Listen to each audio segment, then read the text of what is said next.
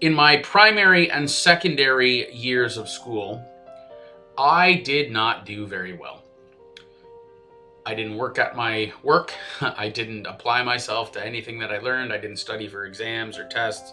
I handed things in late, and I did pretty much a half job of everything that I tried to do.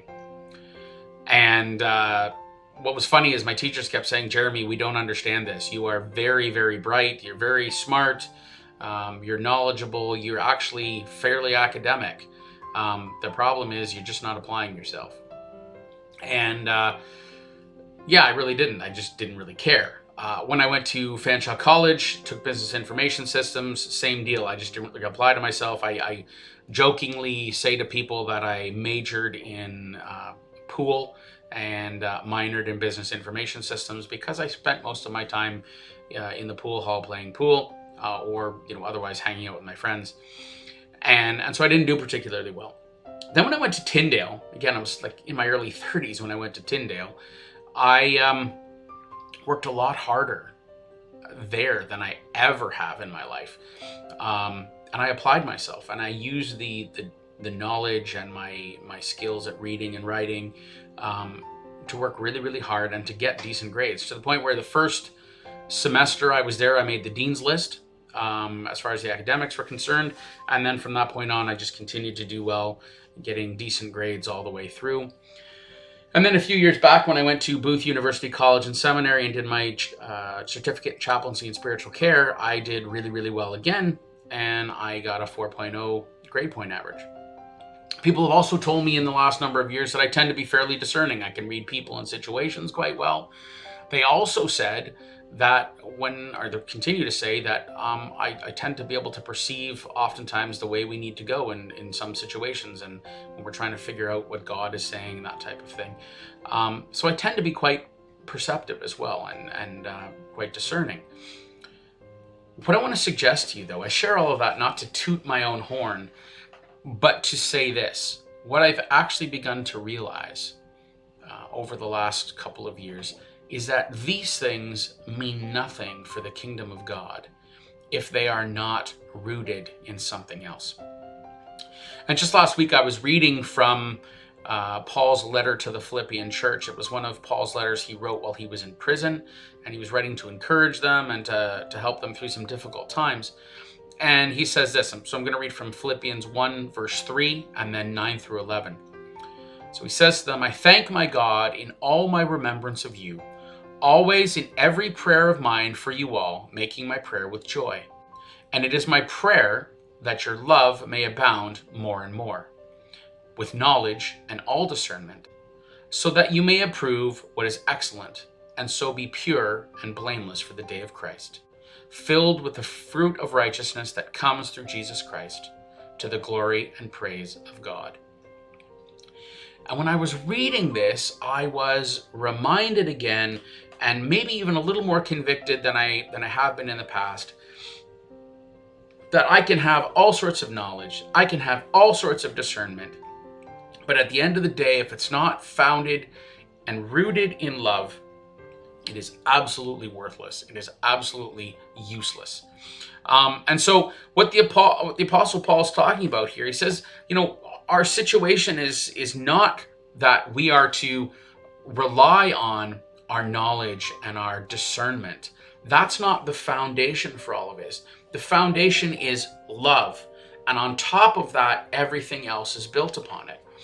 And you notice what he says here. He says that your love may abound. Now, the word abound from the Greek talks about the idea of being in excess. And then, of course, part of the definition that I was looking at here says to cause to superabound. Well, if we're trying to talk about what does the word abound mean, and now we're using superabound, that really doesn't help me much. So one of the other words that they used was the word superfluous. Superfluous. And actually, the first time I heard the word superfluous was in the movie Father of the Bride. And you may remember this scene where he is getting very, very stressed. I think Steve Martin was in it. He's getting very, very stressed about the cost of his daughter's wedding. And he's in the grocery store shopping, and he buys a package of 8 hot dogs, and then he goes to buy a package of buns. And there's 8 hot dogs and 12 buns. And he gets all upset. He's ripping the bag of buns open to remove 4 of them because he's trying to get rid of the superfluous buns. right? This idea of our love abounding more and more is that we would have, that it would be superfluous. There would be more than what's needed. The commentator Adam Clark says this about that love. He says that it may be like a river perpetually fed with rain and fresh streams, so that it continues to swell and increase until it fills all the banks and floods the adjacent plains.